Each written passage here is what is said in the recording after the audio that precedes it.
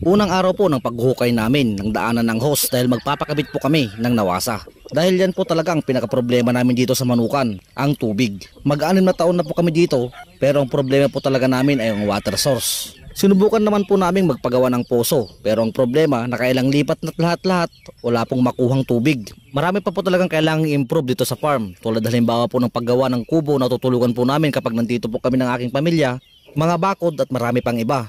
Pero sa ngayon, uunahin po muna natin ang mas mahalaga.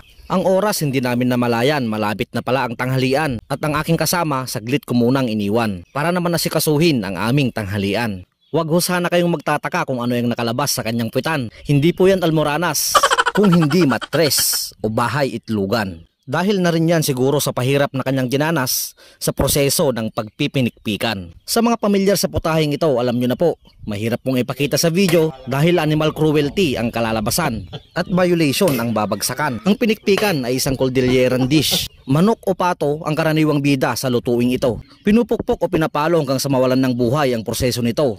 At ang purpose naman kaya po nila yung ginagawa ay para po pumasok ang dugo sa mismong laman ng manok o pato na kanilang lulutuin na nagbibigay ng napakasarap na lasa sa kanyang sabaw. Idagdag pa natin dito ang smoky flavor na dahil naman sa pagsasalab natin dito sa apoy.